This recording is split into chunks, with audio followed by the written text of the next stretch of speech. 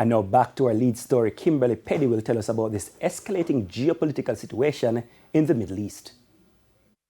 As Jamaica scrambles to rebuild 5 months on from Hurricane Melissa, more fallout could be on the horizon for the island due to the US-Iran conflict affecting the Persian Gulf. Missiles have been dotting the night skies and Gulf cities across the region. Economist Keenan Falconer says global shocks like these are not confined to far-off capitals. They ripple into the everyday economies of smaller states like Jamaica. The Jamaican economy would come under some amount of inflationary pressure depending on the extent to which events in the Middle East escalate. And this has particularly acute effects for the prices of food and fuel. And initial forecasts for inflation remaining within the target band may have to be adjusted upwards.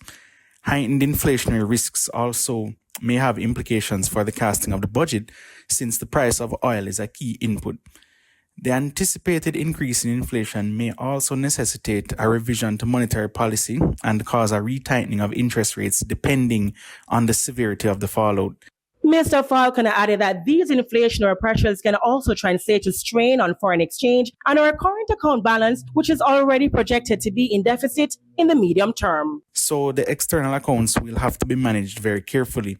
So far, tourism, remittances, and foreign investment are not expected to be directly or immediately affected. However, the overall balance of payments may come under some strain with imported inflation.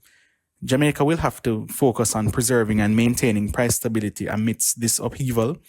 And with net international reserves at record levels, this provides a strong buffer against this particular shock and ensures that we have adequate coverage against adverse movements in the external accounts, including an increase in the price of imports. Now, at least one other local player has added his voice to the conversation. President of the Westmoreland Chamber of Commerce, Moses Charber, says Jamaicans should expect an increase in fuel prices. War is never good, and it always ends with a lot of lives being lost and hardship for a lot of people. And even though we are not directly in the line of fire here in this part of the world, it is likely to affect us. Of course, nobody knows for sure yet how long it will last for, or it's something that may end quickly. But notwithstanding all of that, whenever there's a disruption in oil supplies, fuel prices always tend to go up. Mr. Charbar is also anticipating shipment delays. What is likely to happen too is it may cause delays for shipments coming from overseas and increase again in prices of raw material and scarcity. And this is something we have seen happen before.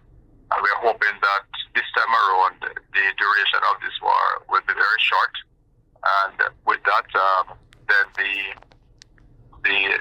effects will not be as bad as we would have seen in other times when there was war in the Middle East or other places.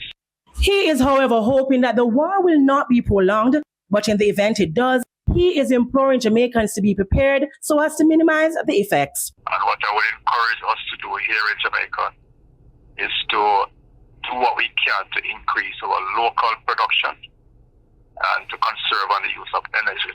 But local production, for sure, is something we must look at now so that food safety, food security, all of those we're doing the best we can with them, because food security is number one right now. Whilst we can do without some other products that might be delayed in coming in, we certainly need to eat and take care of ourselves. Kimberly Petty for TVJ News. Thank you, Kimberly. Now, still to come this evening, renewed calls for partnerships as the curtains came down on the Lost in Time Festival. And in business news, RJ Gleaner Group embarks on major restructuring exercise. We'll be right back.